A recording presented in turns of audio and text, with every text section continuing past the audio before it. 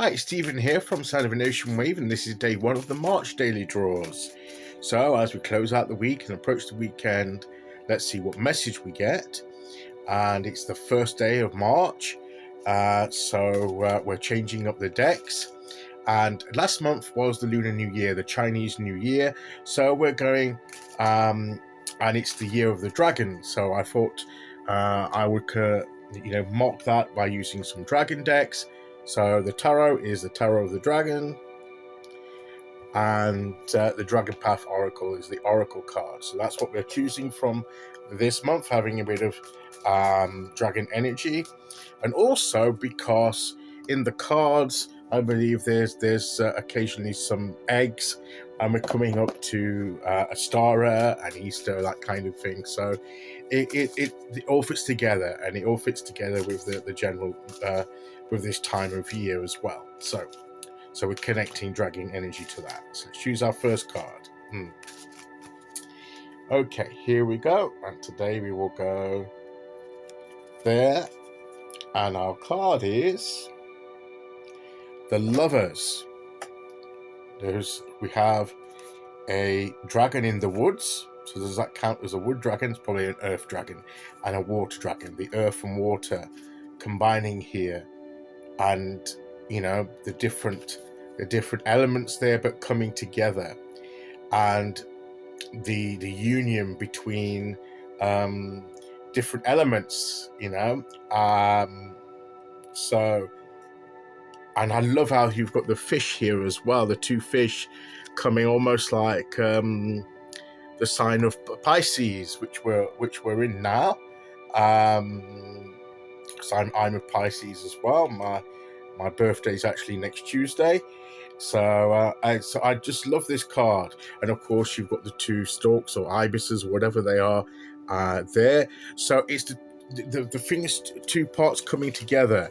It's integration. It's bringing union and of different aspects. So it can be that we're focusing on balancing the different aspects of ourselves, uniting ourselves. It can mean joining with someone else that we feel is maybe not the same of us, but completes us, complements us, that we can connect with people that are different to us, because that's the whole point. We're combining the elements together, and we don't all have to be. That's why we don't all have to be the same, but we can still connect with one another if we do so in the right way. And this is also about choosing to commit, and who and what we commit to. That's what I always think of the Lovers card, is what are we committing ourselves to? What are we joining ourselves with? Who are we joining ourselves with? Who are we joining up to? What group, what person are we partnering with? Not necessarily in a romantic way, although it can mean that, but who are we getting alongside? Who we are, our hearts are joining together in some venture or something, and we're doing it together. We're partnering up. And as I say, it also means the inner balance between the different parts of ourselves as well. To me, it's a bit similar to the Temperance card in that sense. And also, I feel that this is you often see the Lovers in the Devil card, and when we commit to something, or commit particularly to another person, and the other person commits to us, it's to enhance our power between us. It's not to impose power over someone else, like would be the energy card, the Devil card, or the energy of the Devil card is what I'm trying to say, because that's like taking power away from someone, imposing their power. Whereas this is about bringing the power together and joining individual power together to enhance it for the greater good. So I think that's the difference as well. So where can we join our power with that of others for the greater good and combine it for the greater good? And it, again, the question to me is all about what are we committing to?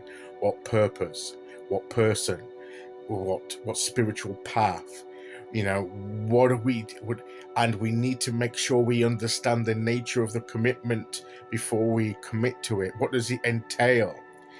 Before we sign on the dotted line to something, make sure you understand what you're agreeing to and signing up to. So if you've got if you're signing a contract for something coming up, now might be the time to make sure you've read the contract, you understand the contract and the requirements of the contract, particularly upon yourself, and what the limitations of that contract are, and what you're binding yourself to by signing it.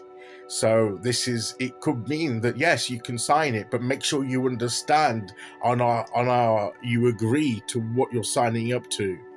You still have the power of choice as to whether you sign up or not, and you need to make sure that to make the choice, you have all the information you need to make the right decision. So don't rashly sign anything away. Don't rashly make a commitment. Understand what it is you're committing to and what the nature of that commitment is. And then if you're happy with it, then go ahead. But if there's something concerning, then hold back and try and see if you can work that out. And if not, then leave it alone and move on to something else. So it's about what we commit to, what we consecrate our lives, our very selves to. It's that kind of serious, deep commitment. It's not choosing what socks we put on in the morning, or what shirt we're going to put on in the morning, or something like that. It's more important than that. Somebody say, well, it's important to dress right. Yes, of course it is, but that is a mundane thing, right? Because that's only limited to the day that you wear that outfit. You can always change it the next day. But when it's a more serious long-term commitment that you just can't get out of in a hurry, that has implications. So be careful what you commit to. And something as important as your spiritual path, if you want to commit to something, then that's fine. If you want to explore something before committing fully, then that's also fine. And then that's actually wise, because you're actually getting a taste of what it is you're letting yourself in for.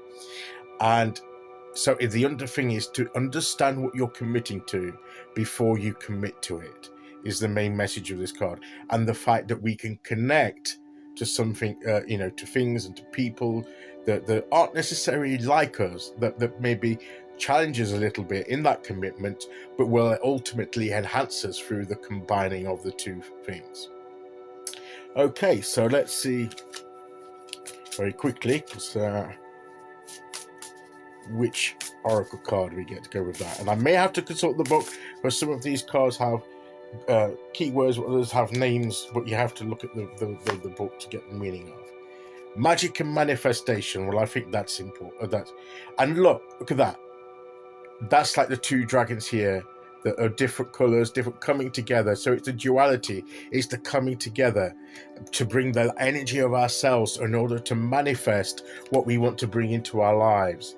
It's bringing all the elements together and joining with the people we can join with in order to manifest something that is mutually beneficial by coming together. And that is today's message. So I'll be back tomorrow as we start the weekend with day 2. Until then, thank you for listening. Take care, everyone. And I'll see you all again very soon. Okay, bye-bye.